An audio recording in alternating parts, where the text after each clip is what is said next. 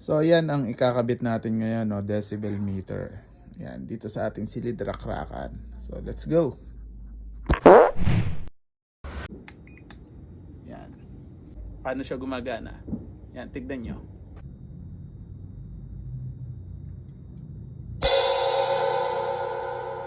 Meron tayo ditong temperature. So lagay nga natin dito. Iyon, no? Naging 21, naging 19. Nilamig siya. Ayun mga rakrakero, dito nga sa upper right side natin siya planong ilagay dahil para kitang-kita ng mga tutugtog na banda. So ni-remove na natin tong speaker na luma at dahil nag-upgrade na tayo ay lalagyan na lang natin siya ng decibel meter, no? Kakabit natin to.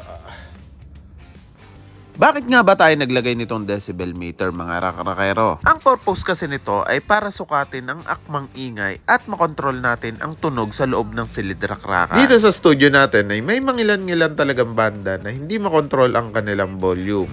O kaya naman ay sobrang nag-e-enjoy sila at hindi na nila namamalayan na nataas na ang kanilang volume. Especially sa bass and drums. But no worries, we're here to remind you naman every time na mag-exceed tayo sa allowable decibel meter natin. No, magseset tayo ng decibel meter para sa ating silid rakrakan to remind us na makontrol yung exceeding volume natin as a band.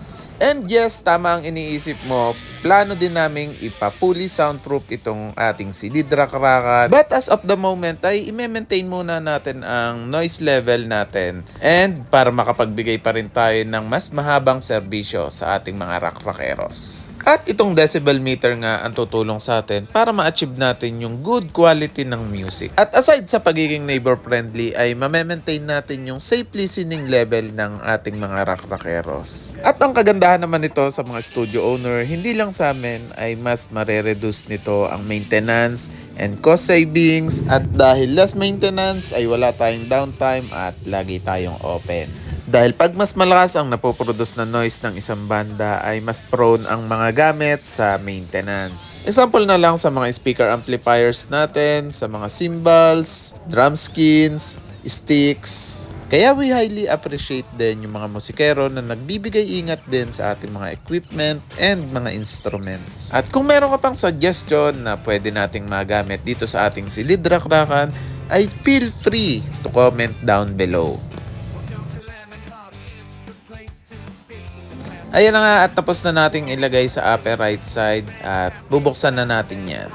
So ang pwesto na pinaglagyan natin ay very visible sa mga banda at visible din sa amin as studio owner. Kung ikaw ay bagong customer at nakita mo yan ay hindi po yan digital clock. Ayan po ay decibel meter na magmamonitor sa ating level of noise dito sa ating silid rakrakan. At kung naiibigan mo at sa tingin mo ay magagamit mo rin itong device na ito, ay meron din po kaming TikTok account. Pwede mong i-visit yon at check mo yung yellow basket namin at ililink na lang namin siya doon kung saan namin siya nabili. Alright? At yun lang. Ito si Lemon at ito ang kwentong studio ko.